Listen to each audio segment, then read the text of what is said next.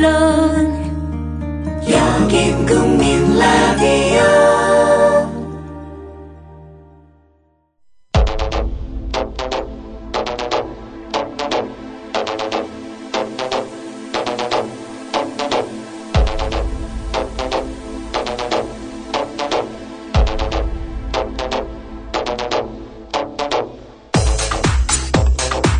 네, 김종대 정옥식의 진짜 안보 7월 2일 방송 시작하겠습니다. 저는 진행을 맡고 있는 평화네트워크의 정옥식이고요. 안녕하십니까. 오늘도 변함없이 네. 안보의 신, 안보의 핵이빨 우리 김종대 편집장님 함께 자리하고 계십니다. 그거 징계 사유입니다. 어쨌든 안녕하십니까. 요즘 핵이빨이 월드컵 덕분에 유행어가 되고 있는 이런 상황인데 우리 김종대 강철 이빨이라고도 하대. 네네. 우리 김종대 편집장님의 핵 이빨은 안보를 다치는 게 아니라 안보를 치유하기 위한 그런 이빨이니까. 오늘도 좋은 오늘 뉴스거리도 많고 또 많이 준비하신 것 같으니까 또 기대하도록 하겠습니다. 네. 안녕하세요. 주간 브리핑 하이파이브의 김민지입니다. 먼저 첫 번째 소식입니다. 日本人の命を守るため自衛隊が米国の船を守る、それをできるようにするのが今回の閣議決定です。 아베 정부는 1일 집단적 자위권 행사를 가능하게 하는 헌법 해석 변경안을 국무회의를 통해 의결하는 가기 결정했습니다. 이번 결정을 통해 일본은 밀접한 관계에 있는 나라가 공격받을 경우에도 반격할 권리를 갖게 된 셈인데요. 아베 총리는 결정 직후 대국민 기자회견에서 이를 공식 선언하고 이것은 억지력이며 일본이 다시 전쟁을 하려는 일은 없다고 강변했습니다. 이 같은 일본의 새로운 헌법 해석 채택에 대해 미국과 중국은 정반대의 입장을 보였는데요. 젠사키 미 국무부 대변인은 가결 결정 전날인 30일 정례 브리핑에서 일본은 필요한 방식으로 집단 자위권을 행사할 모든 권리를 갖고 있다며 미국의 지지 의사를 밝힌 바 있습니다. 그러나 중국은 반대 입장을 분명히 했습니다. 홍레이 중국 외교부 대변인은 1일 정례 브리핑에서 일본이 중국 위협론을 만들어 국내 정치적 목적에 이용하는 것에 반대한다며 일본은 지역 평화와 안전을 손상시켜선 안 된다고 말했습니다. 일본이 패전 후 69년 동안 지켜온 평화헌법을 이같이 무력화하면서 동북아시아의 안보 환경에도 근본적인 변동이 불가피해진 상황입니다. 하루도 쉴 새 없이 벌어지는 모든 군사적 적대 행위도 7월 4일 0시부터 전면 중지하는 것으로 나라의 평화 보장에 대한 남선 당국의 진솔한 입장을 밝힐 것을 다시금 제안한다. 지난달 30일 북한 국방위원회는 7월 4일 0시부터 군사적 적대 행위를 전면 중단하자는 내용의 특별 제안을 남측 정부에 내놨는데요. 이에 대해 우리 정부는 1일 통일부 대변인 성명을 발표해 거부 입장을 밝혔습니다. 성명은 북한의 제안이 남북 간 군사적 긴장 고조와 관계 경색 책임을 우리 측에 전가하는 얼토당토하는 주장과 진실성이 결여된 제안이라며 부정적 평가를 내렸습니다. 또한 성명은 북한의 핵과 미사일 개발이 한반도의 평화의 근본적 위협이라며 핵경제 병진 노선을 포기하지 않겠다면서 평화적 분위기 조성을 운운하는 것은 어불성설이라고 지적했습니다. 앞서 북한 국방위는 특별 제안에서 9월 인천 아시아 경기대회를 앞두고 분위기 조성을 위해 8월 말 예정된 한미연합 군사연습 계획을 취소할 것을 제안하기도 했는데요. 정부가 이를 거부함에 따라 해당 훈련인 을지 프리덤 가디언 연합 군사연습도 예정대로 진행한다는 방침입니다. 이처럼 정부가 북한의 특별 제안을 단칼에 거부함에 따라 남북 간 경색 국면은 지속될 것으로 예상됩니다. 사거리가 다 한반도 전반을 다 닿기 때문에 그 위협이 있다. 그리고 도발적이고 의도적이다.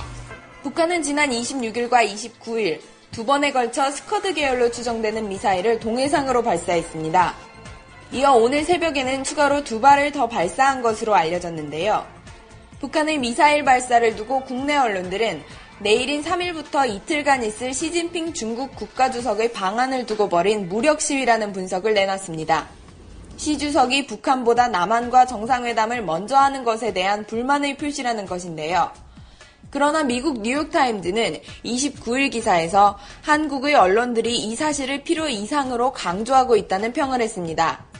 실제로 홍레이 중국 외교부 대변인은 30일 정례 브리핑에서 북한의 미사일 발사와 시 주석의 방문 순서의 연관성에 대한 한국 언론들의 보도를 아무런 근거가 없다며 일축했습니다. 대변인은 이어 중국은 한반도 문제에 객관적이고 공정한 입장을 유지한다고도 말해 북한의 의도와 중국의 입장 사이의 연관성은 크지 않은 것으로 보입니다. 북한의 도발 저짐이 북핵 문제의 실질적인 해결에 추진에도 힘을 실어주게 될 것으로 기대합니다. 시진핑 중국 국가주석의 방안에 따른 한중 정상회담에서 동북아 외교 지형에 대한 부분이 각별한 주목을 끌고 있는데요. 주철기 청와대 외교안보수석은 오늘 사전 브리핑을 통해 두 정상이 이번 회담에서 한반도 문제는 물론 지역 및 국제 문제에서의 협력 강화 등을 논의할 것이라고 밝혔습니다. 또한 전략적 협력 동반자 관계를 더욱 성숙한 단계로 발전시키는 계기가 되길 기대한다고 말했는데요. 한편 회담 후 발표할 공동성명에서 북핵 문제를 둘러싸고 용어 선택에 대한 오해가 있기도 했습니다. 우리 정부가 북한 비핵화를 명기할 것을 추진 중이라는 일부 언론 보도에 대해 외교부 당국자는 양국 공동의 인식하에 한반도 비핵화라는 용어를 계속 사용하고 있다고 확인했습니다. 또한 한반도 비핵화를 위해 중국이 강조해온 대화와 협상을 통한 문제 해결이란 메시지도 포함될 가능성이 큰 것으로 알려졌습니다. 지금까지 주간 브리핑 하이파이브의 김민지였습니다.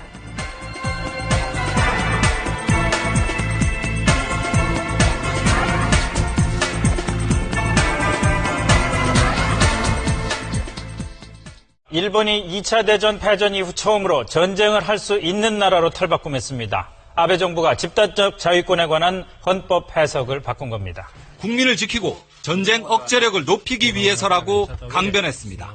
私たちの平和は人から与えられるものではない。抑止力が強化されたことによってですね、一層確かなものにすることができると。 항의 시위는 연일 계속되고 있습니다. 수만 명의 시민들이 총리관저 앞으로 몰려들고 있습니다. 평화헌법의 근간을 흔드는 사실상의 개헌을 국민투표나 국회 의결이 아닌 내각 결정으로 밀어붙이는 데 대한 반감이 특히 큽니다. 태평양 전쟁 패전국인 일본은 헌법을 통해 집단자위권을 스스로 제안했습니다. 1946년 공포된 평화헌법 구조에는 무력 행사의 범위를 직접 공격받았을 때로 제안했고 1972년에는 일본은 집단자위권을 보유하나 헌법 제약에 따라 행사할 수 없다는 공식 입장을 정했습니다. 1981년에도 스즈키 젠코 전 내각이 일본은 주권국으로 집단자위권을 보유하고 있지만 행사하는 것은 허용하지 않는다고 재확인했습니다.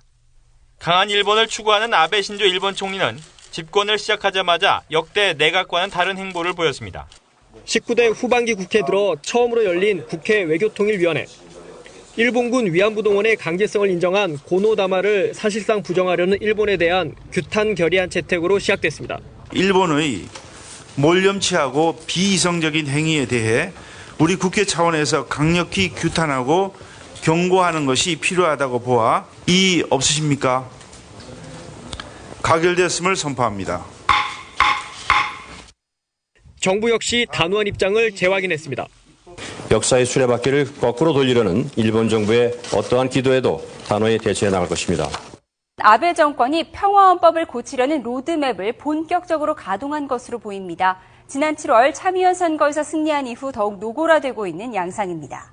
그렇다면 아베 정권은 왜 이 평화헌법 개정에 목을 매고 있는 걸까요? 이번 한 주는 정말 정신을 차리기 힘들 정도로 이 동북아에서 뉴스거리가 쏟아져 나오고 있습니다. 네, 어제였죠. 일본 아베 신조 정권이 집단적 자위권을 공식적으로 행사하겠다라고 천명을 했고. 네, 앞으로 집단적으로 뭘 하겠다네요. 네. 그리고 북한은 하루가 멀다 하고 로켓을 쏘아 올리면서 동시에 특별 제의, 뭐 이런 형태로 해서 남측의 대화 제의도 한 상황이고 여기에 대해서 박근혜 정부는 또 진정성이 없다. 그래서 또 일축하고 있는 이런 상황이고요. 내일이죠. 또 중국의 국가주석인 시진핑 주석이 또 취임 이후 처음으로 한국을 방문한 이런 예정에 있습니다. 그래서 정신을 차리게 힘줄 정도로 이 동북아의 뉴스거리가 쏟아지고 있는데요. 그래서 오늘은 이 분야의 최고의 전문가이신 우리 한동대학교의 김준영 교수님을 모시고 이 문제를 또 심층적으로 털어보는 그런 시간을 갖도록 하겠습니다. 어서 오세요. 네, 안녕하십니까. 뭐 최고의 전문가는 아니고요. 이 프로그램에 나온 사람 중에 제일 무명인 것 같습니다. 별 말씀입니다. 아니, 뭐 학계에서는 알아주던데. 이 방송을 나가신 이후에 또 유명인이 되셨다는 걸 또 느낄 수 있도록 저희가 또 최선을 다해서. 그럼 제가 원하는 바가 아닌데요. 그렇습니까? 예. 그럼 우리 김진정 교수님께서는 뭐 최근에 또 뭐 경향신문이나 또 프레시아나 여러 매체에 활발한 기고 활동도 많이 하고 계세요. 활발한 기고인데 매체가 그렇게 유명한 건 아니죠. 네. 그렇습니까? 네. 어느 매체를 선호하십니까? 아니 뭐 경향신문하고 여기에서 저를 한 5년간 놓지 않는 이유는 싼값에 쓸 수 있기 때문인 것 같고요. 뭐 중앙일보나 이런 데서는 안 부르지 않습니까? 네네, 알겠습니다. 저도 안 갑니다. 네. 좀 잠시 하이파이브 나가는 사이에 우리 청취자 여러분들께서 몇 가지 좀 질문을 올려주셨는데요. 이 가운데 보니까 우리 아나키스트님께서 김종대 편집장께서 세월호 조사특위에 당초 이제 그 조사특위위원으로 명단에 올랐다가 새누리당의 반대로 빠지게 되지 않았습니까? 네. 그 경위를 듣고 싶다고 하시는데 우리가 또 청취자들 요구에 적극적으로 화답하는 게 진짜 한번 정신 아니겠습니까? 이것도 신상 발언이네. 네. 제척됐어요? 네. 새누리당 욕으로. 좀 껄끄러운가 봐요, 제가. 후배 파니까.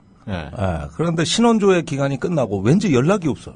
이제나 저제나 기다렸는데 분명히 추천이 됐는데 그래서 사유를 물어봤더니 심재철 특위위원장께서 언론인은 안 된다는 트집을 잡았다는 거예요.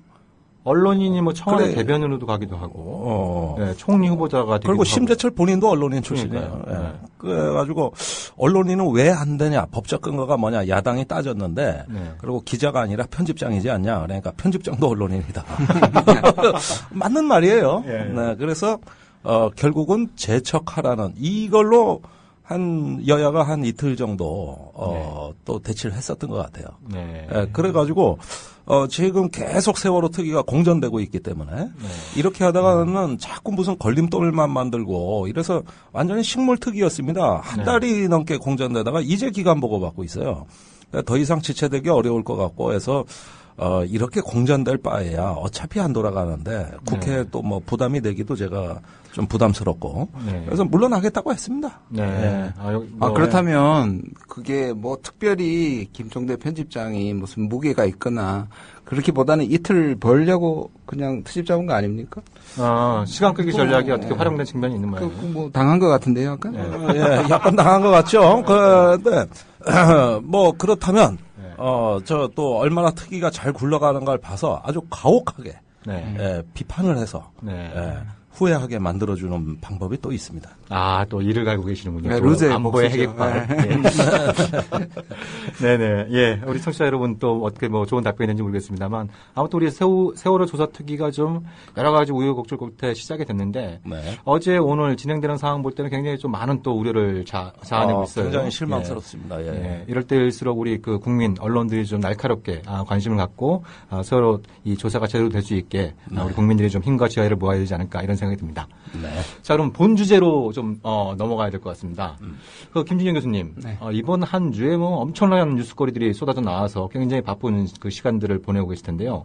우리 교수님께서 먼저 가장 주목하고 계신 그 이 주의 뉴스라면 어떤 게 있을까요? 그러니까 결국 시진핑 주석의 방안일 것 같습니다.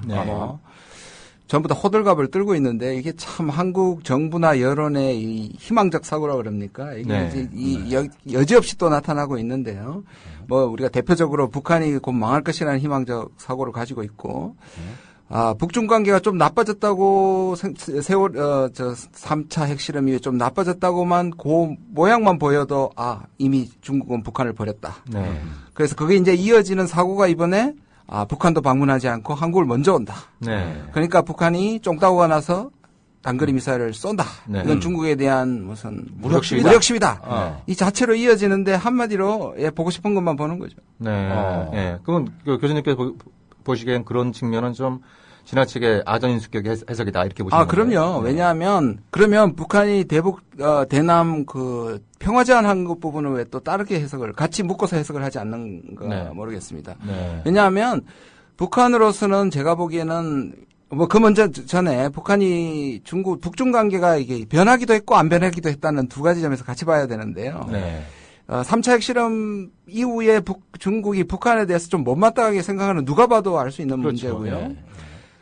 그런 부분에서 북중이 옛날처럼 고위급 접촉을 한다든지 정상 간에 오고 간다든지 이런 친한 모습은 줄어들었지만 북한이 중국을 버리거나 중국이 북한을 버릴 만큼의 전략적 자산의 측면에서 그런 부분은 전혀 아니거든요. 네. 오히려 미일이 저렇게 가까워지면서 중국은 북한이 밉더라도 북한의 중요성은 더 커진 거죠. 네. 그런 점에서 북한은 그걸 너무나 잘 알고 있고 그렇기 때문에 이번에는 제가 보기에는 시위라는 측면보다 북한이 오히려 더 균형된 전략을 보이고 있다고 생각을 합니다. 네, 네.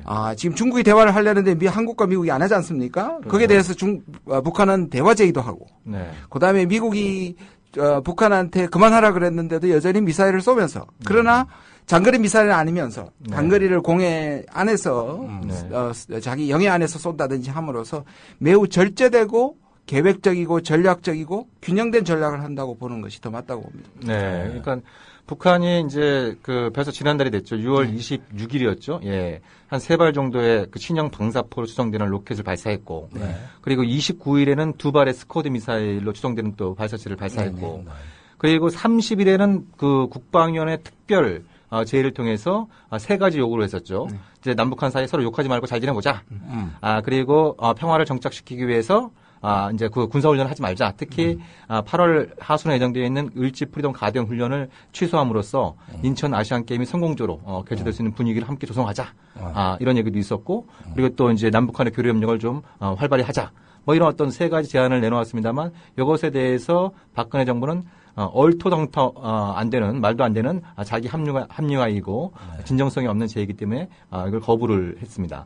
그리고 바로 또 오늘 새벽에 또 이제 2발의 로켓을 쏘아 올리는 이런 어떻게 보면 굉장히 좀 종잡을 수 없는 행동인데 지금 김 교수님께서 보시기엔 굉장히 계획된 그런 어떤 행동이다 이렇게 해석을 하시는 거죠. 네, 맞습니다.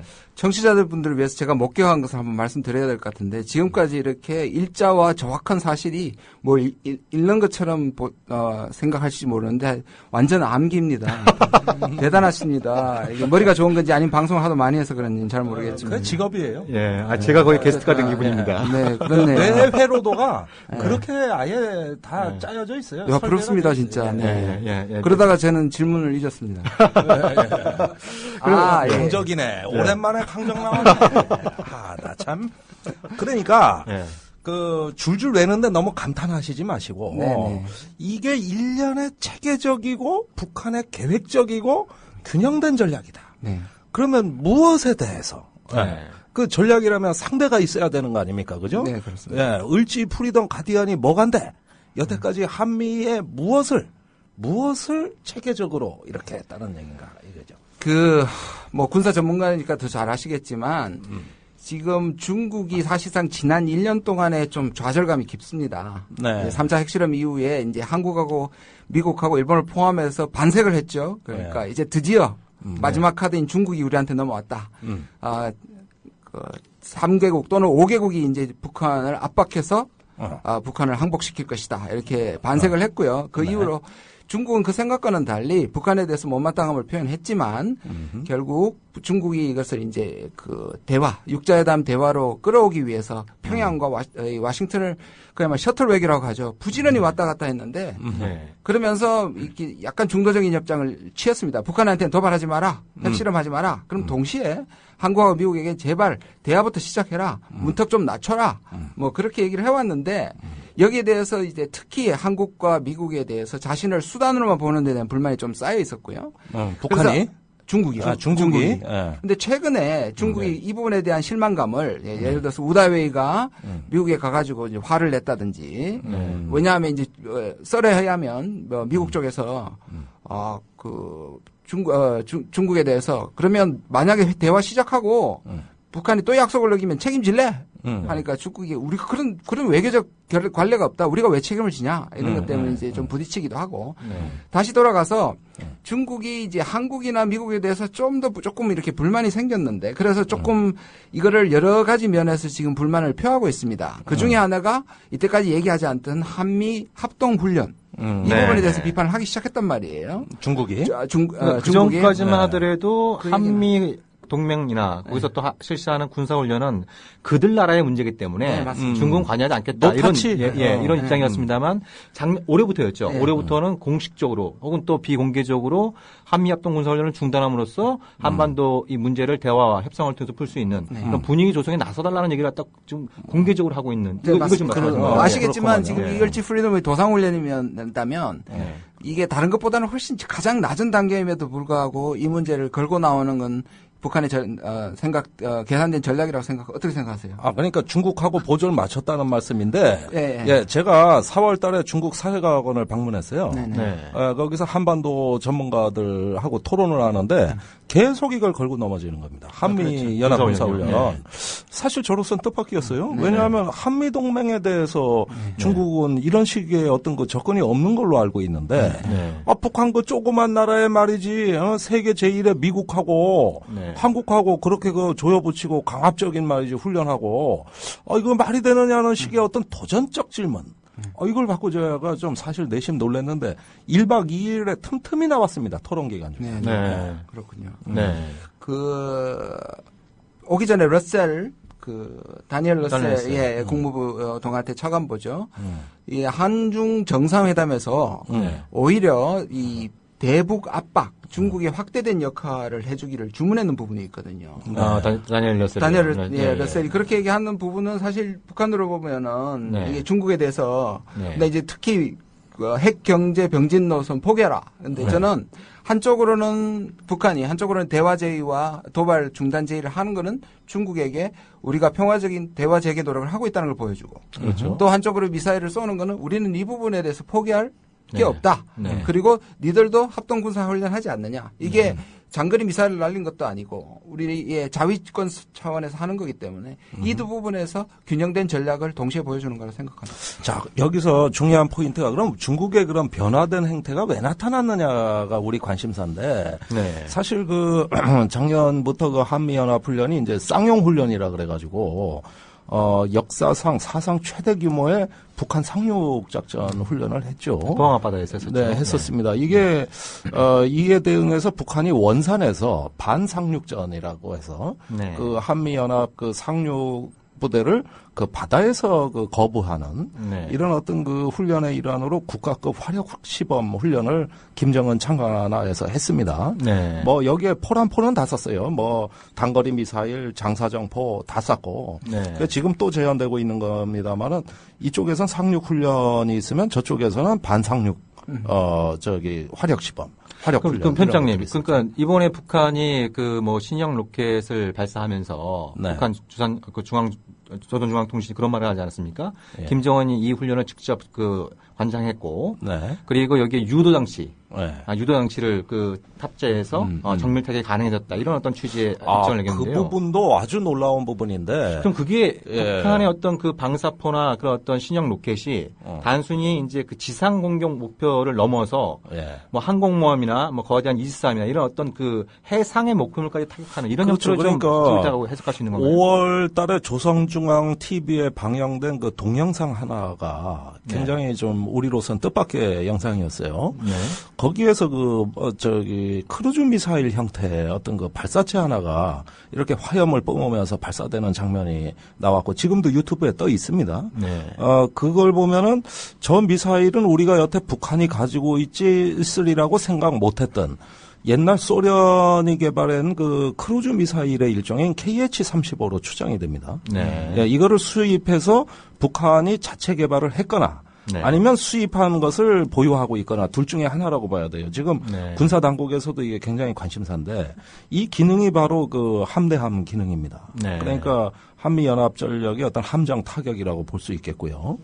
그다음에 영국의 제인스 디펜스 IHS 그룹이라는 데서 분석관이 위성 사진을 공개했는데 여기에서 이제 1,300톤급 북한의 프리기트함이 네.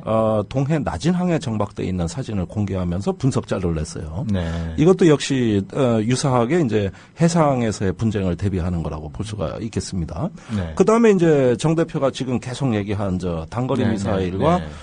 방사포 300mm 방사포예요. 네. 이런 것들이 주로 그 서해나 동해 같은 해안 연안 지역에 집중 배치되고 있습니다. 네. 예컨대 서해안이라면은 개성 인근의 이제 4군단 예하 부대들이라고 할 수 있겠고, 그다음에 지금 그 동해 쪽에는 원산 일대, 그렇죠. 예, 그 가장 한미 연합군의 상륙이 예상되는 지점에 집중이 돼 있어서 네. 이런 일련의 상황을 종합하면 그 해양으로부터의 어떤 한미 연합군을 해상에서 가급적 연해가 아니라 조금 더 원해 쪽으로, 예, 저 멀리에서 저 원거리에서 격퇴하겠다고 하는 네네. 이러한 의지의 표현이 굉장히 일관됐다는 거죠.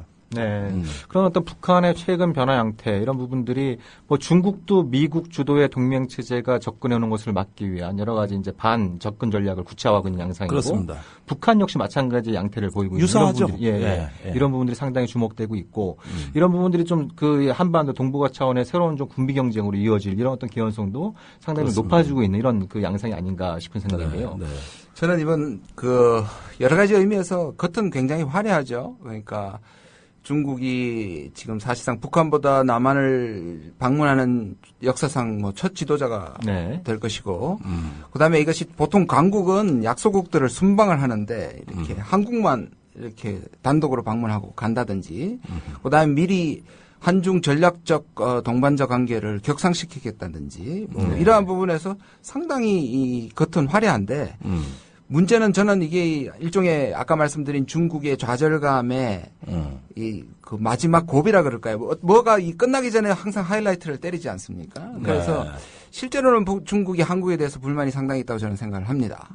불만이 아까 이제 말씀하셨던 거는 이제 그 한미 양국이 좀 대화를 자꾸 기피하면서 중국한테 북한 문제 해결의 역할을 떠넘기려고 하고 있고 그거에 대해서 이제 그 중국의 한 외교관 이제 추텐카이는 그 미션 임파서블이다라고 이제 워싱턴에서 대놓고 얘기를 한 적도 있었고 그런 부분이 하나 있는 것 같고요. 네. 또 하나는 MD겠죠. 미국 주도의 어떤 이 동아시아에서의 동맹 체제의 변화, 무기 체계의 변화, 그리고 이런 부분들이 이제 그 어제 나온 아베 신조 정권의 집단적 자위권, 또 한미일 군사정보 보유협정 체결 움직임, 이런 부분들에 대한 어떤 불만들도 있는 것 같은데요. 예, 그럼 그 부분은 좀 어떻게 보고 계십니까? 말씀 다 하시고 저한테 뭘 더 얘기하라고 그러십니까?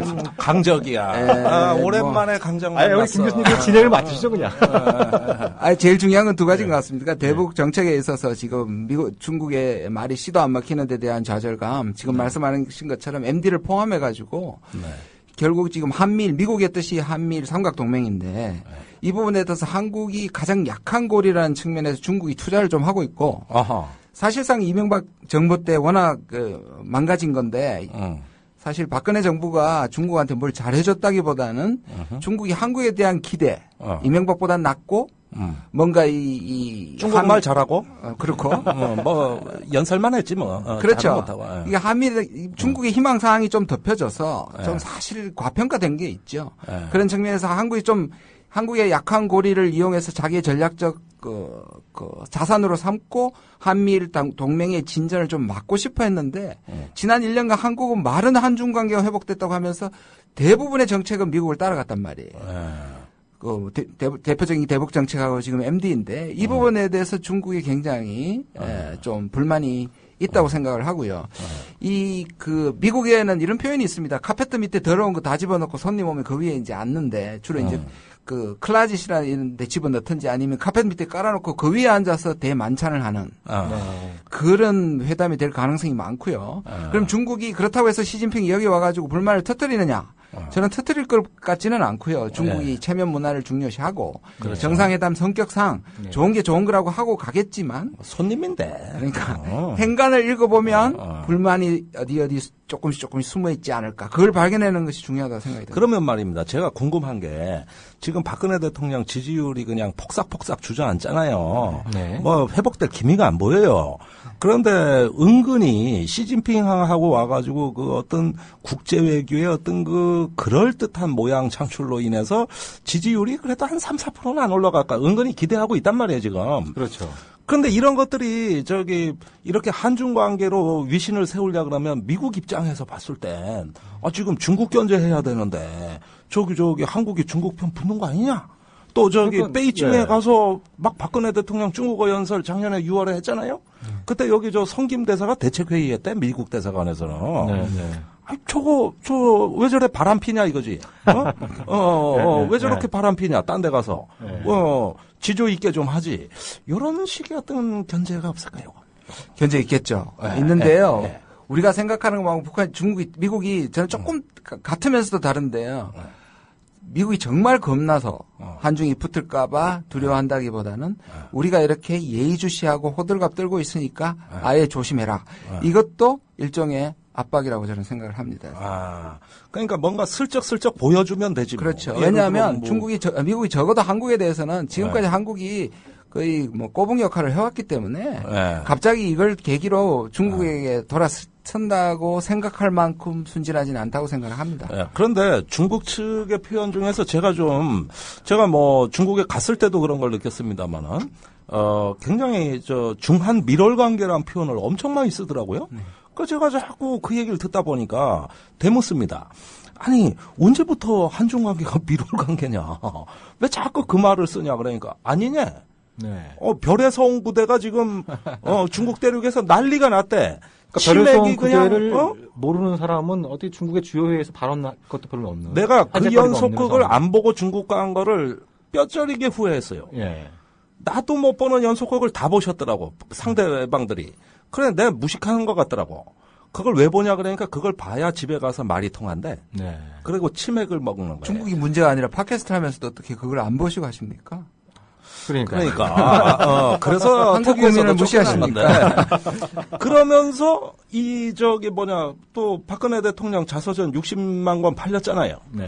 이러면서 가장 결정타가 뭔가 보니까 3월 말에 우리가 중국군 유해, 한국 전쟁 때 유해를 중국에 송환했는데 여기에 뿅 갔더라고. 이런 걸 처음 겪어본 거예요. 아니, 그러니까 수치상으로 보면은 한중 관계가 역대 최고다, 이런 평가가 나올 수 있는 근거들이 있습니다. 예를 들면 이제 그 양국의 교역량만 보더라도 92년도에 그 첫 교역량이 불과 한 50억 달러 안팎이었는데 지금은 거의 3천억 달러. 3천억 달러에 지금 육박하고 있는 이런 그 상황이고. 작년 한 해만도 양국 국민이 서로의 나라를 찾은 그 관광객 수만 해도 800만 명이 넘어섰고. 아니, 중국 관광지 가면 다 한글로 된 간판이에요. 지금 한국도 마찬가지고. 그러니까 아예 한국 돈으로 다 통해. 제주도에는 중국 사람이 더 많은 것 같아요. 그 외국 관광객의 70%가 중국 사람이라니까 말 다 한 거죠. 그러니까 밀월 관계라 그러면서 은근히 한미동맹을 아까 얘기한 그 연합 군사훈련 같은 거를 슬슬 건드립니다. 이게 과거와 달라진 점이에요. 제가 보기에는. 제가 중국 쪽의 입장에서 그 말을 보자면 한중 관계가 아까 말씀드린 이 미일의 압박에 약한 고리이고 뭔가 우리를 활용할 수 있는 여지가 있는 건 사실인데 또 섭섭하게 생각하면 제대로 우리한테 돈 다 벌고 가고 관광지 다 벌고 가면서 결국 결정적으로 국가적 이익이 걸린 동맹 문제에서는 미국 편을 든다. 기분 나쁘죠. 그러니까 돈은 중국에서 벌고 거지. 돈은 중국에서 벌고 안보는 미국 편에 서서 중국을 견제하고 그런 게 언제까지 한번 되나 한번 두고 보자. 이런 게 어떤 그 정서가 있는 것 같아요. 그래서 왜 이명박 대통령이 2008년 처음 그 베이징에 방문했을 때 중국 외교부 대변인이 한미동맹은 냉동시대 유물이다. 대놓고 얘기하지 않았습니까? 근데 동맹의 변화 양상은 박근혜 정부 들어서 더 지금 그 중국이 우려하는 방향으로 가고 있는 추세가 있는데 왜 중국이 공개적으로 그런 불만을 표출하지 않느냐. 이게 중요한 포인트인 것 같아요. 그럼 교수님께서는 어떻게 보십니까? 제가 지금 여러분 말씀드렸듯이 이게 지금 중국은 중국의 외교 스타일도 그렇지만 한국에게 섭섭한 점, 북한에게 섭섭한 점이 있지만 그나마 중국이 대미, 대일 대응에 있어서 상당한 그 전략적 자산이 될 수 있는 부분이 있기 때문에 저는 어느 시점에 끝까지 갈 거라고 보는데, 그러니까 가능한 한 자기들이 더 이상 못 참겠다 할 동안은 적어도 밖으로는 예, 카페트 미에스트에 무엇을 깔고 있든지 간에 중국의 특성상 한국을 띄워줄 거라고 생각이 들지만 그러나 한국에 대한 불만을 다른 형태로 아까 말씀드린 것처럼 한미 동맹의 문제라든지 MD의 문제라든지 그 한미 합동 군사훈련이라는 문제라든지 이 부분에 대해서 계속 불만을 표출하면서 괜찮다 하는 이 당분간은 그러면서 한국을 계속 테스트할 것 같아요. 방콕 식별구역에 이어도 포함시킨 것도 저는 이게 테스트라고 보고요. 이 부분에 대해서 앞으로 이제 그 MD 진전되는 데 있어서 그러한 여러 가지 테스트를 계속하게 될 것 같습니다. 아하. 자, 그러면은 이게 어떤 그 겉으로 드러나는 외교와 국가 이익과 실리를 계산하는 물밑의 외교라는 건 우리가 구별해서 봐야 되겠다 이런 생각은 드는데 문제는 어떤 대국은 시간을 길게 장기적 안목에서 보면서 큰 국가 이익을 관리하는 어떤 옵션이 많다면 우리는 좀 나라가 아직은 작고 이제 중견국을 바라보고 있고 또 그러면서 정책적인 옵션은 적습니다. 그러다 보면 우리 국내에서 너무 이런 어떤 그 시진핑하고의 정상회담 한 번을 갖고 호들갑 떠는 이 소위 보수 언론의 이런 행태 이러면서 이걸 뻥튀기 하는 말이죠. 그러면서 또 국내 정치에 활용하는 좀 이런 행태 같은 경우는 오히려 국민의 눈과귀를 좀 가리는 거 아닌가. 뭔가 차분하고 지혜롭게 국제 정세를 보는 냉철한 시각이 더 필요하지 않겠습니까? 그 박근혜 대통령이 좀 이렇게 그 초기에는 뭐 여러 가지 그 우려와 비판도 많았습니다만 지지율이 괜찮게 나오는 와중에 좀 마이웨이를 고집했던 것이고 그게 지금 역풍을 맞으면서 지지율이 지금 그 부정적 평가가 긍정적 평가를 지금 압도하고 있는 이런 상황이다 보니까 시진핑이 와서 조금이라도 지지율을 좀 올려줬으면 하는 이런 어떤 그 바람들이 좀 그 보수 언론과 좀 이렇게 좀 잘 맞아떨어지면서 이런 분위기가 형성되는 것 같은데요. 그 지금 현재 국면에서 역시 이게 뭐 굉장히 오래된 문제입니다만 여전히 지금 그 이 동북아 관계 또 한반도 문제에서 중요한 문제가 역시 육자회담 재개 문제이지 않습니까? 지금 육자회담이 중단된 지가 지금 만 6년 가까이 돼가고 있는 이런 어떤 그 상황인데요. 어떻게 좀 그 교수님께서 보시기엔 그 시진핑 주석 방안을 계기로 해서 좀 육자회담을 향한 긍정적 분위기가 좀 조성될 수 있다고 보십니까? 좀 그 대답하기 전에요. 아까 그 보수 여론이나 저는 보수 여론이 결국 박근혜 정부 내부에서 정책을 결정하는 사람들하고 비슷하다고 보는데 진짜 냄비라고 생각이 들어요. 왜 냄비냐? 방콕 식별구역 문제가 터졌을 때만 해도 우리가 빨리 진영을 정해야 된다. 중국하고 돌아서서 미국하고 우리 지금 균형 외교할 때가 아니라고 그렇게 얘기를 하더니만 이번에 또 시진핑과 한중 관계가 좋다니까. 그러네. 그리고 지금 와가지고 한중 관계를 잘해가지고 시진핑이 이게 성공해가지고 마치 또 균형 전략을 또 지지하는 지금 몇 개월 만입니까 이게. 중국은 이렇게도 시험을 하고 아까 말씀드린 것처럼 또 저쪽으로도 또 시험을 할 텐데 시험할 때마다 강경과 또 친중 정책이 왔다 갔다 하는 자체가 말이 되지 않는 거 아닙니까? 그러니까 왜 그러느냐? 국내 정치에 종속돼 있기 때문에. 바로 그겁니다. 이 외교 안보라는 거는 국가의 생존이 걸린 문제고 우리가 장기적 안목에서 한반도 정세를 어떻게 주도할 것이냐. 이 여기서 나오는 맥락이 바로 외교 안보의 정책 결정인데 그렇게 보는 것이 아니고 여론인의 동향에 따라서 언론이 시키는 대로 조선일보가 어디로 튀고 그래서 국내 언론에서 또 표를 얻고 이런 식의 어떤 그 외교의 어떤 그 정치화 뭐 이런 거 아닐까? 그런 거예요. 뭐 그렇게까지 끝까지 그렇게 이용할 수 있고 또 그게 큰 영향을 외교적으로 하지 않는다면 뭐 세계 역사상 어떤 지도자도 외교를 좋아했죠 그런 면에서는. 그러나 문제는 그런 행동을 계속할 경우에 국내 지지도도 나중에 결국 드러날 것이고 문제가 드러날 것이고 특히 한중 관계에서 문제가 드러날 것이기 때문에 그야말로 근시안적인 외교 행태가 아닐 수 없습니다. 그런데 박근혜 정부 행태가 주로 외교에서 점수를 따는 그 패턴을 보여왔어요. 국내 정치에서 뭔가 꼬일 것 같으면 외국으로 가. 대통령이 세월호 참사로 골치 아프니까 예정에도 없던 UAE 원전 기공식에 가. 그게 원래 예정에 있었던 거냐고. 아니거든요. 그러다가 국무총리 문제로 또 골치 아프니까 이번엔 카자흐스탄으로 가. 우즈베키스탄으로 가. 이래가지고 스탄 국가들하고 또 놀아. 근데 성과가 없어. 그러니까 뭔가 화장빨로 이렇게 한번 또 한복 패션쇼를 하면 이전에 도움이 됐거든요. 그렇죠. 여태까지? 근데 식상이 졌죠, 이제. 뭐, 그것도 하루 이틀이죠, 뭐. 하루 이틀이죠. 외부 연설 요즘 잘 안 하시잖아요? 그거 없어졌대. 약간 많이 떨어진 거 이제. 그리고 이번에는 더 패션 강자가 오지 않습니까? 그렇지. 시진핑의 와이프가 오니까 강적을 만나니까. 그러니까 이제 그 조금 미모에서 딸려. 예전에는 사실은 강적이었다고. 국가 원수 모독하는 발언이십니다. 아, 예. 그렇습니까? 예. 예. 아, 예. 그러면은 뭐, 주어 없었는데요, 우리. 주어 없었나요? 이거 한 말이고.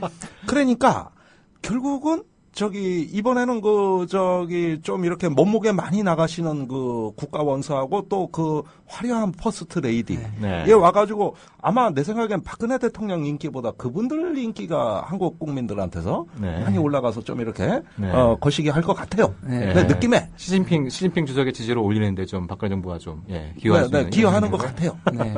네네. 그리고 또 최근 또 그 재미난 것 중에 하나가요. 북일 관계인 것 같아요. 네네. 그것도 희한하대. 북한과 일본이 일단 역사적으로 보나 지금 현재 여러 가지 현안을 보나 서로 못 잡아먹어서 안달이 그 국가들이었고 그렇지 않습니까? 그리고 또 북한은 세계적으로 거의 왕따당하다시피 한 나라이고 일본은 동아시아에서 왕따당한 이런 그 처지에 있는데 지금 김정은하고 아베가 손을 잡으려고 하는 움직임이 보이고 있어요. 그러면서 또 할 것도 다 해요. 일본 같은 경우에 이제 집단적 자위권 행사를 공식화한 이런 상황이고. 북한은 일본해라고 부르지 않습니까? 네네. 거기 앞에다가 이제 로켓 뻥뻥 쏴대고.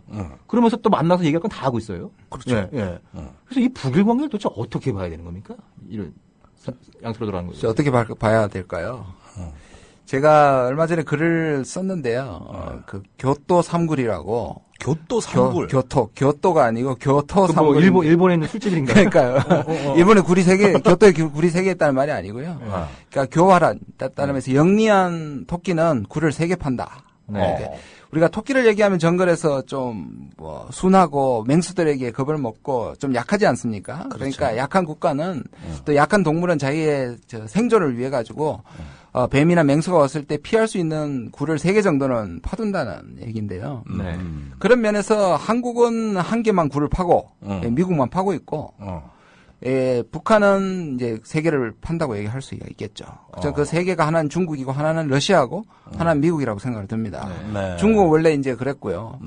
네. 러시아는 최근에 지금 일본을 말씀드리기 전에 러시아는 최근까지 북한이 10억 불 정도의 부채가 있는데요. 한 100억 불을 탕감해줬습니다, 의회에서. 화끈하네. 거의 다 해줬네요. 거의 다 해주고, 그 다음에 실질적으로 나진 핫산 같은 데서 사실상 항구를 사용할 수 있는, 부두를 사용할 수 있는 것을 중국보다 먼저 줬고요. 그 다음에 이제 투자 개발 같은 것에서도 양해 각서를 교환하고, 이런 점에서 또, 굴을 하나 팠고요. 그다음에 이제 러시아 좋아. 그래서 좋아. 뽀득하도 좋아. 우리는 그때 3억 달러 줘놓고도 몇십 년을 그 대국을 30억 얼마나 달러. 30억 달러 참 주고서 얼마나 우리가 또 유세를 떨었습니까? 그거에 비하면 그다음에 일본에 이제 그거는 이제 3번째 굴이라고 얘기를 할 수 있는데 이게 첫 번째가 아니지 않습니까? 옛날에 고이즈미하고 뭡니까? 부시하고 상당히 좋은 관계 때도 전격적으로 북한을 방문해 갔었죠. 2000년 9월달이었어요. 당일치기 방문. 네. 그게 이제 많은 사람들 놀랬죠. 근데 여기서도 저는 마찬가지라고 생각이 듭니다. 역시 플랜 B, 백업 플랜이라고 생각이 들고요. 북한으로서도 손해볼 일이 없고 일본으로서 손해볼 일이 없는 게 뭐냐 하면 지금 아까 국내 정치 이유를 말씀하셨습니다만 일본도 사실 국내 정치가 굉장히 중요한데 이 납치자 문제에 대해서 전향적 자세를 보이고 이걸 해결만 시킬 수 있다면 큰 성과죠. 그다음에 큰 성과고 일단 아베가 이 모든 것을 하기 위해서 일단 우리나라처럼 5년 임기 보장이라기보다는 그렇죠. 이게 내각 책임제니까 가능한 지지를 많이 받아서 장기 집권을 해야 됩니다. 그러니까 그런 점에서 이것이 해결되면 좋고 해결이 안 되더라도 이 문제를 가지고 계속 자기의 지지율을 높일 수 있는 측면이 있기 때문에 그리고 그런 점에서 백업 플랜을 마련하는 것인데 이 부분에 대해서 한국만 제가 보기에는 아시아의 이 왕따인 북한과 아니 일본이죠. 세계의 왕따인 북한이 진짜 왕따인 줄 알았는데 정말 알고 보니까 한국만 왕따인 거죠. 그러니까 군대만 왕따놀이가 있는 줄 알았는데 국제사회도 이래가지고 여기 관심병사가 있듯이 관심국가도 있는 거예요. 근데 재미난 건 뭐냐면 이 북한하고 일본이 지금 최근에 관계 개선 조짐을 보이고 있지 않습니까? 이거 그냥 그 동학을 잘 모르면은 그 기분 나빠야 될 나라 중에 하나가 중국일 텐데요. 그렇잖아요. 북한은 중국의 맹방이고 지금 중국과 일본은 역사전쟁뿐만 아니라 지역 패권을 놓고 막 서로 으르렁대고 싸우고 있는 이런 상황에서 아니 김정은이 아베하고 손을 잡으려고 해? 그러면 중국이 상당히 불쾌해야 될 텐데 오히려 엊그저께 회담 어디 열렸습니까? 베이징에 열렸거든요. 예. 그러니까 중국은 오히려 북일 관계 개선을 적극적으로 좀 지지하고 환영한다는 입장을 밝히고 있어요. 왜? 육지회담 개최에 도움이 되니까. 예. 이런 쪽에 어떤 입장을 갖고 있는데 이거에 대해서 그리고 지금 박근혜 정부는 굉장히 한미일 그것도 있고요. 또 한미일 지금 군사협력에 일본이 다른 배를 탔으니까 아무래도 그 부분에도 영향을 줄 수 있으니까요. 그렇죠. 미일 동맹 부분도. 그렇죠.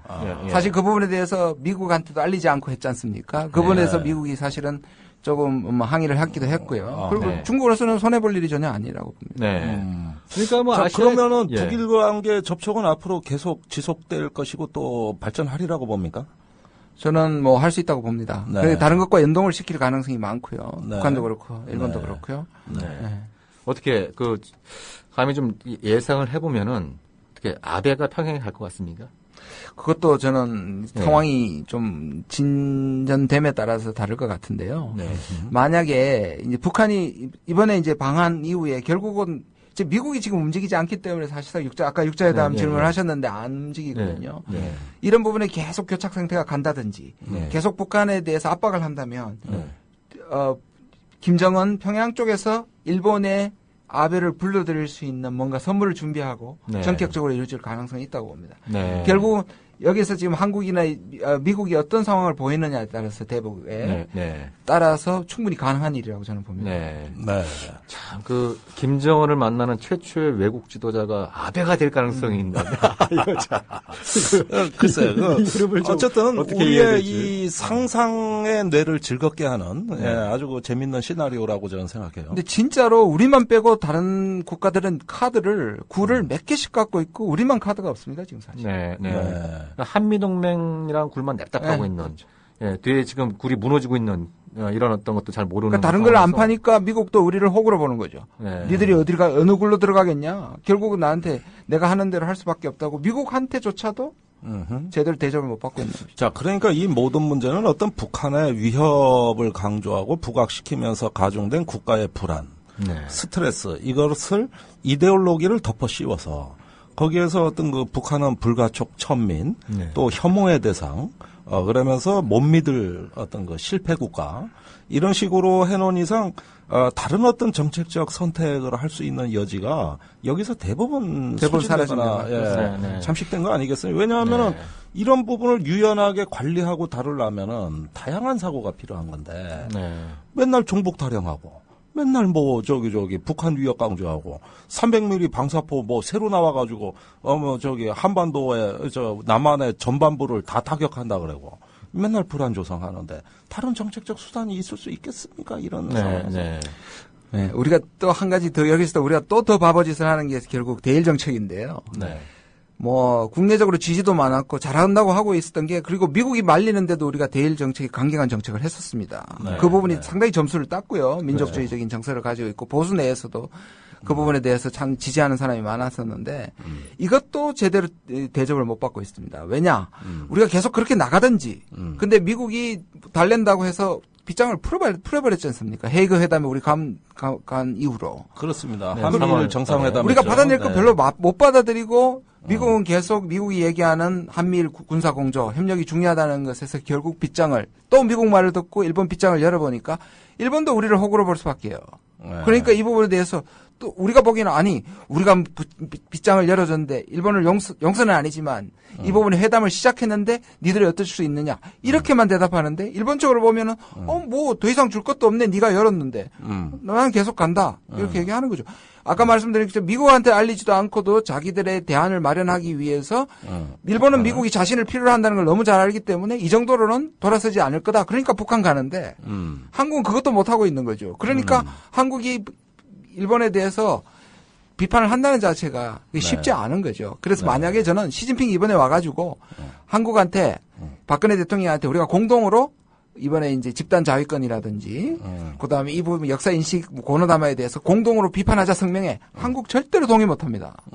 이 부분에 못할 거로 봅니다. 저는 내부적으로는 그 얘기를 할 수 있을지 모르지만 공동 성명에 일본을 지칭해서 비난하는 방식으로는 할 수 없는 게 지금 박근혜 신세입니다. 아니 그러나 역사적 공존을 할 수 있는 거 아니에요? 역사적 공존을 할 수 있죠. 그러나 이 부분에 대해서 이제 지금에 있는 집단자위권도 사실상 한국은 미국이 하는 대로 지금 거의 뭐 따라가 그렇죠. 양해를 했죠. 저는 대세가 넘어갔다고 보는 거거든요. 그러니까 뭐 바로 직후에 작년 10월에 그 미국하고 일본의 국방 외교 2+2 회담에서 그 얘기했을 때 바로 김장수 그 실장이 미국 가가지고 거의 지지하던 발언을 양해한다 발언을 해버렸는데요. 뭐 끝난 얘기죠. 뭐. 그리고 지금 림팩 훈련에서 한미일 합참의장 회의가 열린다 그래요. 이것도 처음으로 있는 얘기입니다. 그런데 그 훈련이 뭡니까? 다국적 해상 훈련입니다. 이 훈련이 하는데 그 와중에 합참의장들이 만난다. 한미일. 이거는 이제 어떤 그 사실상 거의 준군사 동맹으로 가기 위한 전 단계나 다름없는 조치란 말이에요, 이것이. 아니, 그러니까 역사 문제를 가지고 그렇게 일본하고 각을 세우면서 말이죠. 이 미래의 한국의 생존과 번영에 아주 중체대한 문제를 줄 수 있는, 영향을 줄 수 있는 이 한미일 군사협력, 군사동맹 관계에는 또 미국이 하자는 대로 거의 따라가고 있는. 이런 엇박자, 이거 정말 좀 답답한 상황이고요. 그리고 저는 그 최근에 아베를 보면은 그 예전에 이제 그 고이즈미도 생각나는 부분도 있습니다만 하토야마 정권하고 또 비교되는 부분인 것 같아요. 그 일본이 이제 그 2009년도에 거의 55년 만에 처음으로 민주당이 정권을 잡지 않았습니까? 그때 그 하토야마 정권이 뭐 대등한 미일 관계. 그렇죠. 그리고 동아시아 공동체 이런 거 얘기했다가 미국한테 미움받아서 몇 년 뭐 이제 잊지 못하다가 쫓겨난다시피 해서 이제 나가는 상황이었는데. 근데 고이즈미 이것과 비교를 해보면은 고이즈미나 아베는 누가 봐도 친미적인 총리잖아요. 그러니까 미국한테 알리지도 않고 때때로는 독자적인. 그러니까 오히려 그런 부분이 있는 것 같아요. 그러니까 저는 이 한국의 보수 정권도 그 성향상으로 볼 땐 뭐 대부분 다 이제 미국 쪽 기울어져 있는 만큼 오히려 그거를 잘 이용을 하면 독자적인 외교 공간. 그러니까 예를 들어서 뭐 박근혜 정부가 뭐 중국하고 북한하고 관계 개선을 추구한다 해서 그걸 갖다 반미 노선으로 규정할 언론은 아무도 없지 않습니까? 그래서 그런 측면에서 볼 때는 좀 일본한테 좀 배울 측면이 있지 않나. 그런 어떤 실용주의적인 관점을 놓고 볼 때는 좀 그런 생각이 좀 들더라고요. 네, 맞습니다. 그리고 또 한 가지 제가 말씀드리고 싶은 거는 우리가 미국한테 좀 낚인 부분이 있는데요. 그게 이제 우리 동해 병기 표현, 그 다음에 이제 고노다마, 그 다음에 위안부 문제에서 미국이 굉장히 적극적으로 한국에 대해서 편을 들었지 않습니까? 거기에 우리가 상당히 우리가 낚였다고 보는데 왜냐하면 미국은 이 한국과는 달리 역사 문제하고 위안부 문제를 분리해서 접근하고 있습니다. 역사 문제는 이제 영토 문제라든지 뭐 교과서 문제라든지 또 과거에 이제 일본 침략에 관한 이런 왜곡적인 부분인데요. 이 부분은 중립적 자세입니다. 이거는 당사자가 해결하라는 것이고. 그렇죠. 개입 안 하겠다. 근데 위안부 문제는 이걸 인권 문제로 보기 때문에 미국이 상당히 비난을 하는데 우리는 그것만 보고 지금 인권 문제를 보는 미국의 시각이 마치 우리가 그러니까 미국이 한국 편을 들고 일본을 압박하는 것으로 해석을 해왔기 때문에 우리가 그 섣불리 미국이 이렇게 편을 드니까 일본이 사과하는 모양이다. 지난번에 고노다마 그다음에 위안부 국장급 회의하고 이런 부분에 얘기하는 데서 우리가 빗장을 확 열어줘 버렸지 않습니까? 지금 와가지고 그걸 다 다시 닫고 일본하고 다시 단교하고 협의 안 한다. 이렇게 할 수가 없지 않습니까? 그럼 일본 입장에서는 이미 한국은 레버리지를 이 지렛대를 잃어버렸는데 한국한테 잘 볼 필요가 하나도 없으신 거죠. 자, 그러면 종합하면은 이제 우리 김 교수님 얘기를 쭉 종합하면은 우리가 한반도 주변 정세를 우리 의지로 주도할 수 있는 지금 외교적인 입지가 넓혀지는 것이 아니고 계속 지금 축소되고 있다. 그러면서 국내 문제에 매몰되는 경향이 있다. 이런 과정에 주변 정세가 지금 급격히 변하면서 각국이 어떤 실리적 계산하에서 발빠르게 움직이는데 왠지 우리가 그 속도에 좀 뒤처지는 것 같다. 이런 불안감이 드는 것 같아요. 이것은 그렇죠. 외교 안보에서 대단히 안 좋은 징후 아니겠어요? 네, 그렇죠. 네, 맞습니다.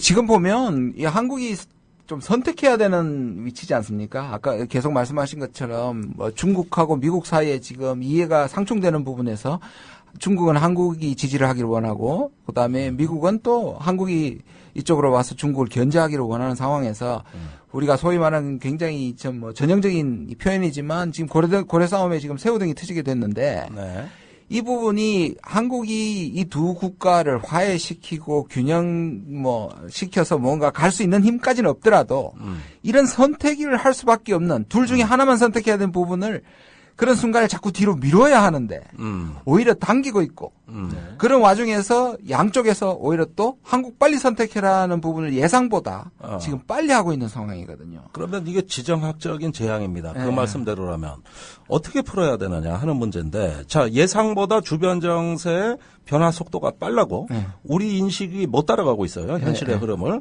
그러면서 한국의 선택을 강요하다 보면 우린 지정학적으로 이런 경험에 대해 안 좋은 기억이 많습니다. 그렇죠. 예, 한말의 청나라 일본 사이에서 우리가 비틀비틀거리다 국권을 상실했습니다. 지금 강대국 정치 양상입니다. 그러면 우리의 한민족의 역량이 어떻게 발휘돼야 되나? 어느 한쪽을 선택할 수는 없는 거 아니냐? 어떻게 해야 되느냐? 없죠. 예. 저도 걱정입니다. 근데 없는데 이게 결국은 우리가 둘 다 만족시킬 수 없다는 겁니다. 네. 그리고 어느 한쪽만 만족시킬 수도 없고요. 네. 결국은 우리의 핵심 이익과 마지노선을 정해야 되는데 그 부분에 대해서 아까 말씀드린 것처럼 우리가 그러면 어떻게 그 연기를 시킬 수 있을까? 이런 정말 하나만 선택해야 되는 이러한 상황을 결국은 모든 국가가 지금 자기들의 국내 이익이나 대외 정책의 빌미가 되고 있는 것이 남북 관계고 북핵 아닙니까? 네. 결국은 우리가 그나마 이 운신의 폭을 가지려면 결국 남북 관계가 개선이 되고 대화로 가는 수밖에 없다. 역시 그 길밖에 없군요. 그 길밖에 없습니다. 네. 그러니까 저는 뭐 양자택일의 문제는 기본적으로 아니다. 그리고 뭐 우리 김 교수님께서 잘 아시겠습니다만 예를 들어서 미국의 국가이익이라고 하는 게 딱 한 방향으로 정해져서 그냥 오로지 글로만 가자. 예를 들면 뭐 중국 봉쇄, 중국 견제 이쪽이 과연 미국의 국가이익이냐 이거에 대해서는 미국 내에서도 갑론을박이 많지 않습니까? 네, 맞습니다. 네. 또 북한에 대해서도 계속 북한을 적대국으로 만들고 핵보유 계속 하게 냅두고 이걸 이용하는 게 미국의 국익이냐 아니면 북핵 문제를 해결하고 북한하고 관계 개선하는 게 미국의 국익이냐 이걸 놓고 또 미국 내에서 또 갑론을박이 있는데 안타깝게도 강경론이 계속 좀 득세하는 분위기였고 이거를 견제하고 교정해야 될 한국 정부가 오히려 그거를 더 이렇게 뒤에서 자꾸 지원해주는 이런 맞습니다. 양상이 벌어지는 그러니까 문제였다. 결국은 안보 담론이 모든 국가의 외교 안보의 담론을 다 점령해버렸어요. 그러는 와중에서 우리가 이걸 좀 어떤 제대로 타개하고 극복하려면 단도직입적으로 좀 여쭤보면은 만약에 한국이 육자회담을 그래 좋다 재개해보자. 회담을 재개해서 북한의 진정성을 한번 테스트해보자. 이런 쪽으로 방향을 옮길 경우에 육자회담 열릴 수 있을까요? 어떻게 보십니까? 저는 그게 yes, no 다 되는 것 같은데요. 네. 사실상 이런 정도의 가능성이 취임할 때 분명히 있었습니다. 네. 그러니까 이 신뢰 프로세스라는 것이 많은 사람들이 대북 강경책을 했던 이명박 정부의 5년을 변화시키는 걸로 이해를 했고, 그것이 어쩌면 대화, 그 속에도 포함되어 있지만 대화에 대한 이니셔티브를 주도권을 한국이 행사할 수도 있던 가능성이 있었거든요. 근데 그 부분에 대해서 초기에 미국이 제동을 걸었고요. 뭐 거기에 대해서 설명을 하자면 굉장히 여러 가지가 있는데 아무튼 제동을 걸었고 그 이후에 북한이 계속 도발을 하게 되고 관계는 더 악화되고 미국의 대북 인식은 나빠진 상황에서 과연 한국이 지금 와가지고 박근혜 대통령이 또 한국이 이것을 육자회담에 대해서 이것을 재개하려면 어느 정도 중국의 요구나 북한의 요구를 들어서 그 전제 조건을 좀 낮출 필요가 있는데 과연 그걸 할 수가 있을까? 그동안에 미미한 몇 가지 시도가 있었는데요. 그것이 그때마다 미국이 제동을 걸었습니다. 그런 면에서 한국이 할 수 없을 거라는 것도 가능하지만 반면에 이건 제 희망사항이기도 하지만 좀 강하게 나간다면 이때까지처럼 뭔가 미국을 테스트하기 위해서 요 정도 내면 미국이 들어줄까 말까 미국의 분위기를 테스트하는 정도의 집념을 가지고는 저는 불가능하다고 보고요. 정말 오히려 과거에 이 안보 위협을 가지고 국내 정치적인 것을 돌파하는 것이었다면 오히려 남북 관계를 개선하는 것으로 오히려 국내 지지를 올리는 좀 인식의 전환이 있다면 오히려 한국이 주도적으로 굉장히 강하게 나간다면 이 부분에 대해서 우리가 미국을 설득시킬 수 있는데 다시 돌아가서 과연 그럴 의지와 인식 전환이 있을까 하는 부분에 대해서 좀 퀘스천 마크. 그러니까 자꾸 무슨 북한 위협이다, 북풍이다, 종북이다 이런 쪽으로 이런 어떤 좀 잘못된 선택이 아니라 남북 관계 잘 풀고 육자회담 잘해서 좀 그걸 지지율로 높이고 국정 운영의 동력으로 삼을 수 있는 그런 발상의 전환이 필요하다. 이런 군사 문제를 보는 사람 입장에서 여기서 한 말씀은 드려야 되겠어요. 이것이 마치 북한의 위협이 존재하지 않는다는 뜻은 아닙니다. 그건 물론이죠. 그러니까 문제는 지금 남북한 간의 어떤 옛날에는 방어 위주의 전술에서 이제는 공격 위주의 전술로 같이 어떤 그 상호 간에 굉장히 어떤 그 군사 정세를 악화시킨 측면이 존재한다는 것.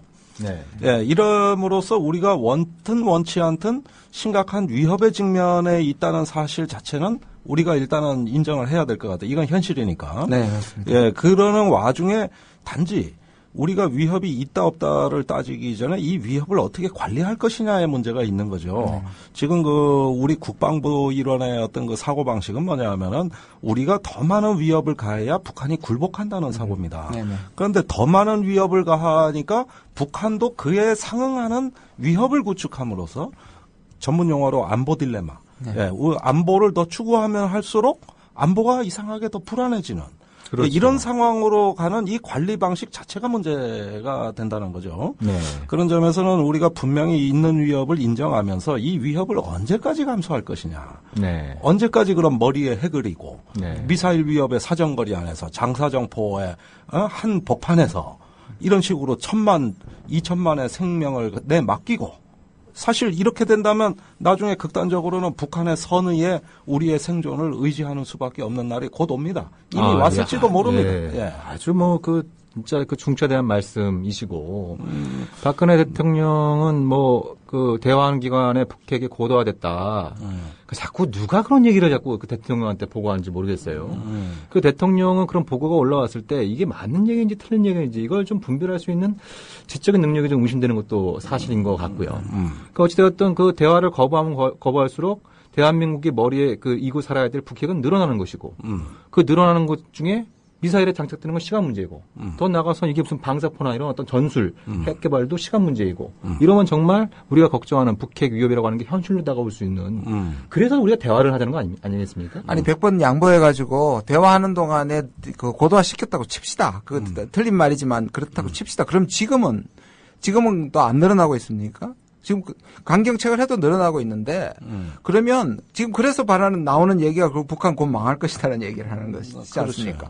그렇죠. 우리가 지금 예상하기는 북한의 핵 능력이 고도화되고 북한은 더 위험해질 텐데 지금 정부에서 얘기하는 거는 북한 곧 망할 것이다. 좀만 기다려라. 술자리에서 우리가 곧 망할 나라라고 얘기하고 없어져야 될 나라라고 대변인이 국방부에서 발표했어요.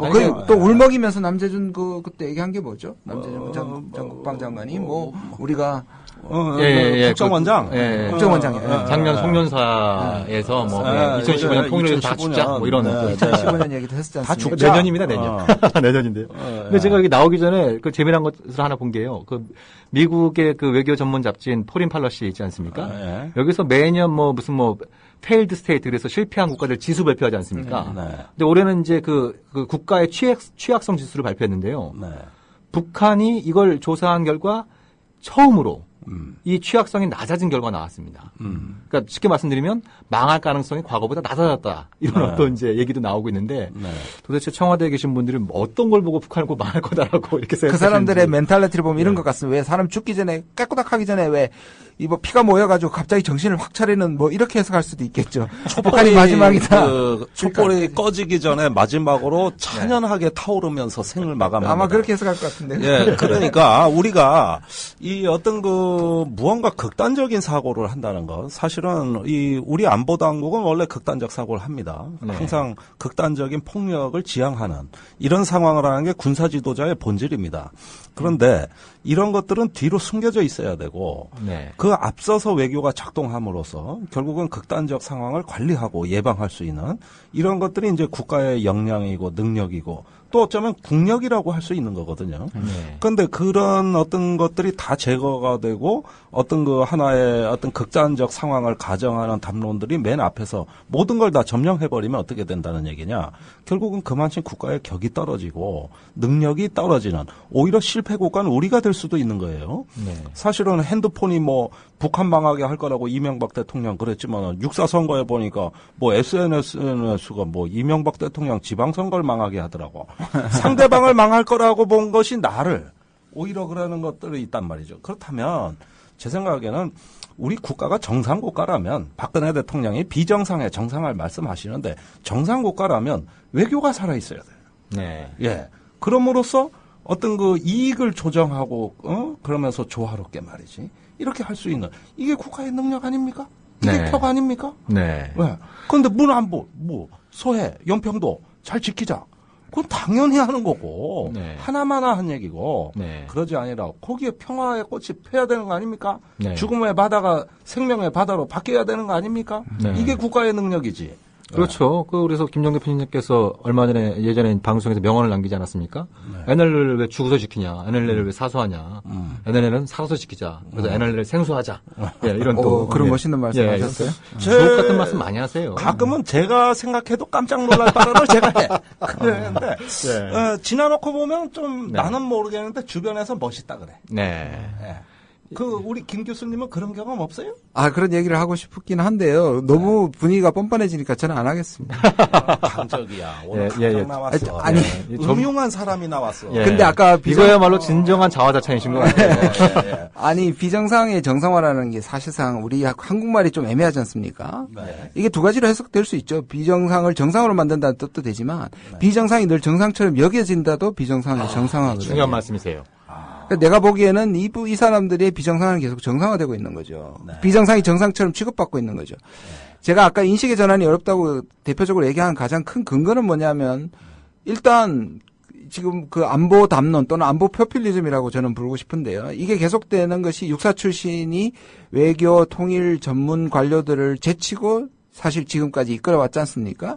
육군사관학교 동문회였어요. 그렇죠. 한국판 성군 정치인데요. 근데 많은 사람들이 물러났지만 결정타가 있지 않습니까? 김관진 국방장관이 안보실장이 됐고 또 정홍원 국무총리가 유임되는 걸 보면 이런 부분에서의 어떤 인식 전환이나 획기적 변화는 사실상 기대하기 힘들다. 그렇죠. 그래서 비정상의 정상화는 계속될 것이다.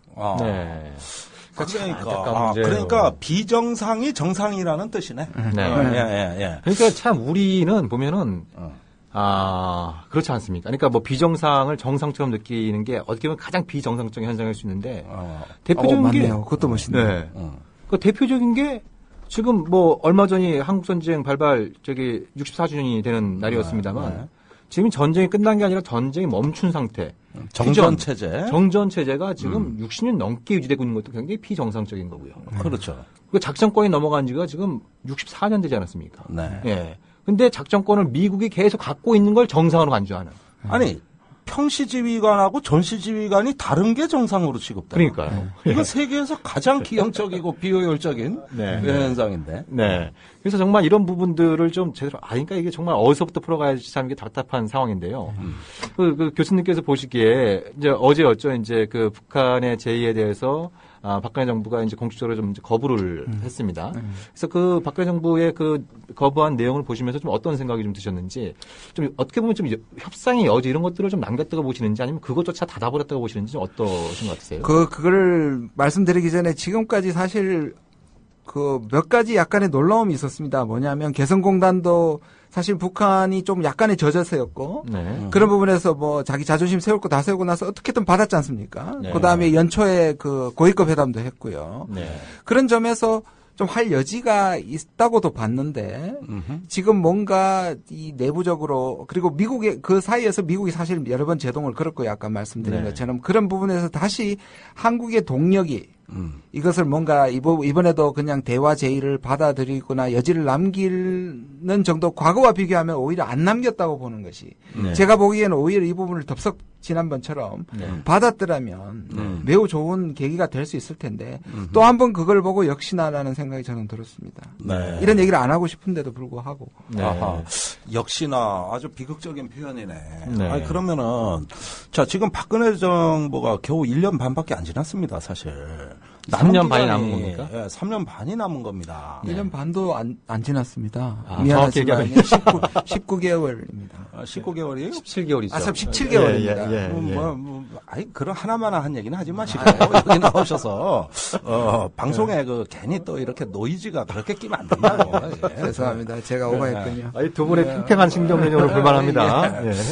그래서, 뭔 얘기 하려는지 까먹었잖아요. 참. 그러니까 어쨌든 남아있는 기간이 3년 반이고 대북 정책의 기본은 한반도 신뢰 프로세서라며 통일준비위원회 만들겠다며 이거 대박이라며 자 이렇게 다 얘기를 했어요. 그러면서 좀 북한하고 일견 기대를 우리 불러일으키는 접촉도 했습니다. 예. 근데 왜 나빠지냐 이게. 그러면 중요한 대북 제안을 드레스덴에 가서 했어요. 그러면 이건 좋아지자고 하는 발언입니다.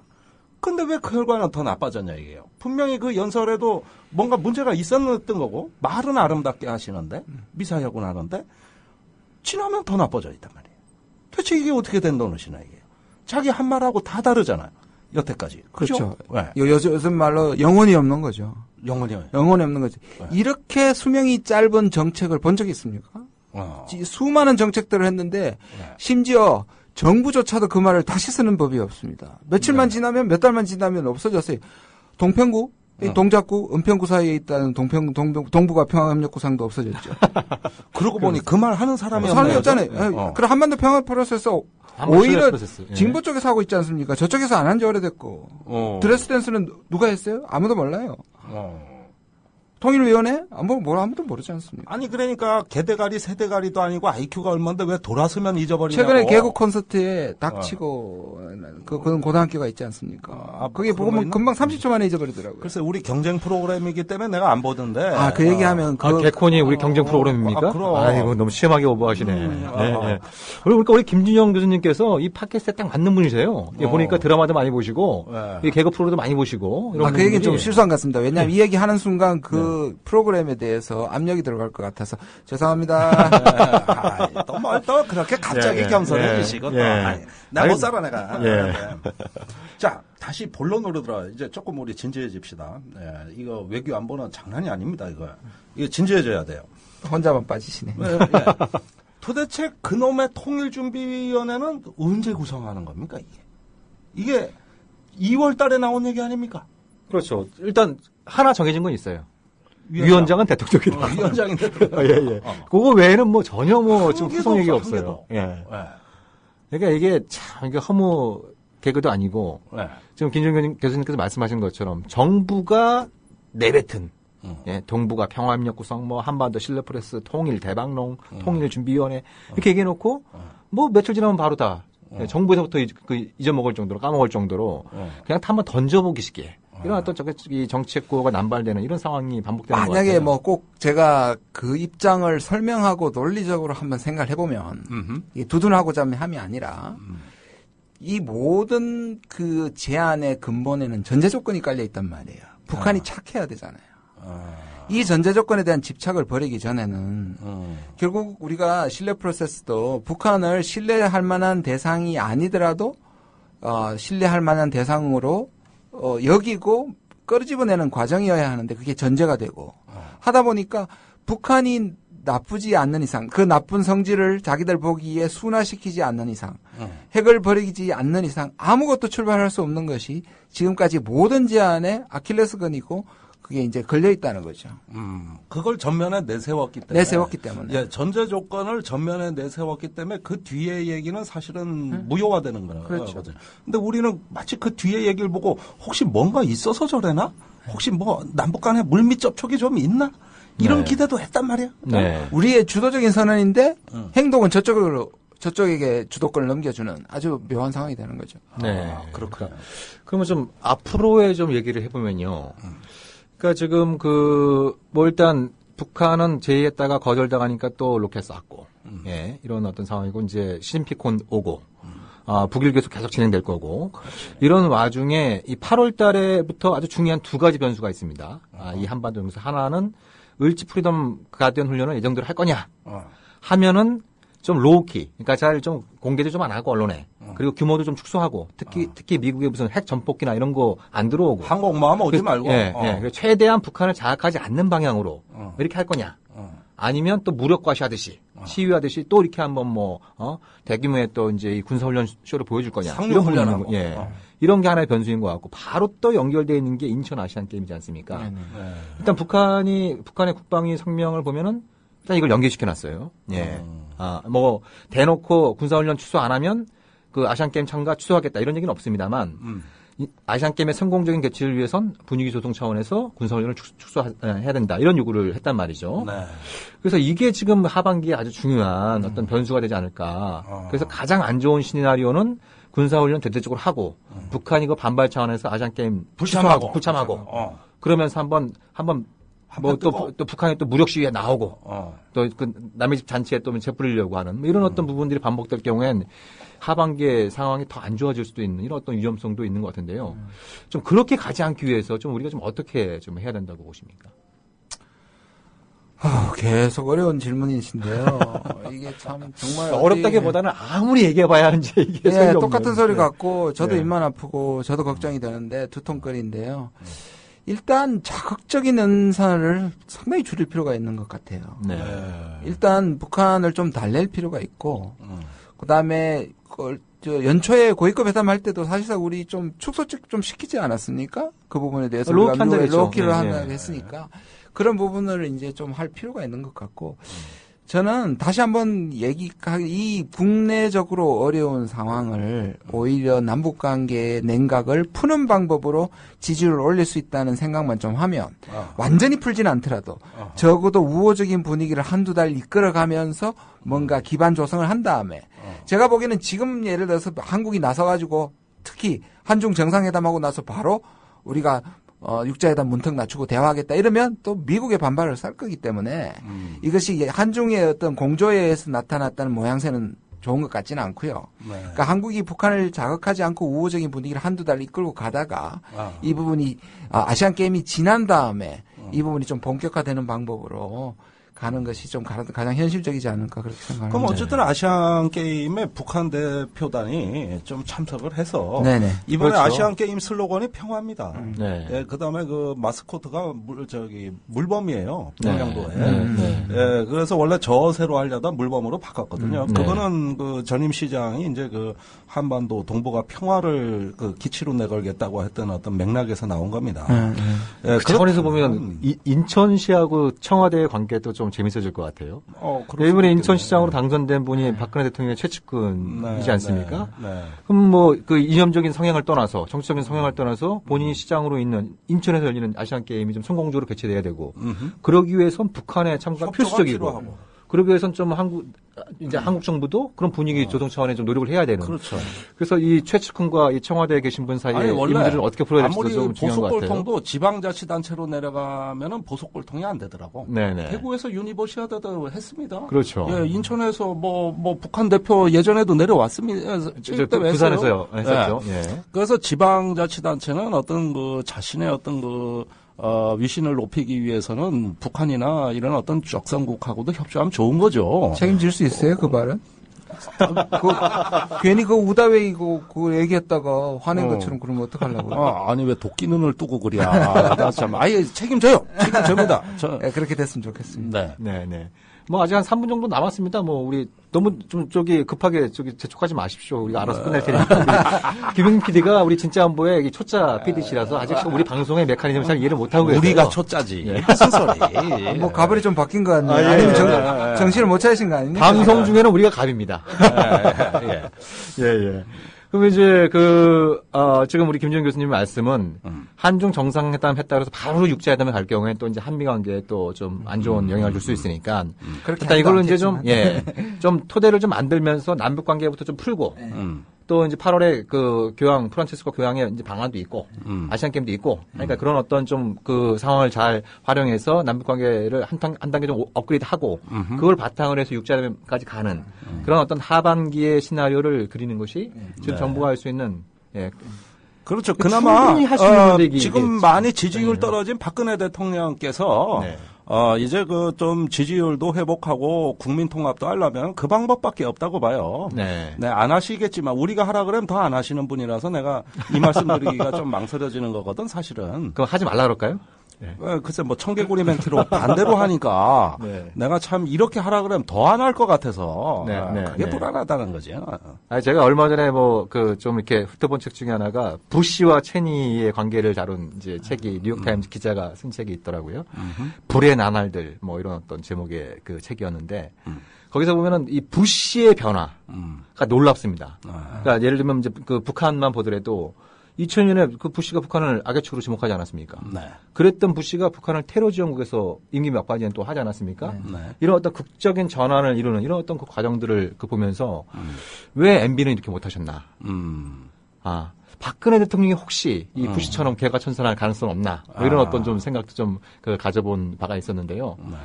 그러니까 대통령 입장에서는 정말 나라 안팎으로 여러 가지 곤란한 상황도 많이 있고 그런 부분들이 본인의 뜻 또 국민의 뜻과 괴리되면서 더 어려운 결과를 초래하고 있습니다만 이럴 때일수록 이 국가 이 장기적인 어떤 그 생존과 번영의 이 차원에서 남북 관계를 좀 어떻게 가져가야 되는지 육자회담을 비롯한 이 동북아 국제 관계를 어떻게 풀어야 되는지 이런 부분들 관련해서 좀 우리가 좀 대통령께서 심사숙고하면 좋겠다 이런 생각이 좀 들었습니다. 네, 좋은 말씀이에요. 네. 네, 그 이상 답이 없어요. 네, 교수님, 이거 뭐 이게 바쁘신데 이 장시간 또 아닙니다. 이렇게 즐거웠습니다. 방송에 네.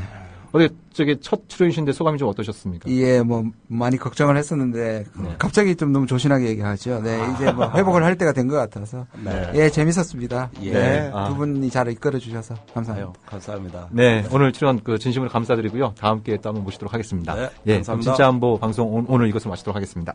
네, 감사합니다.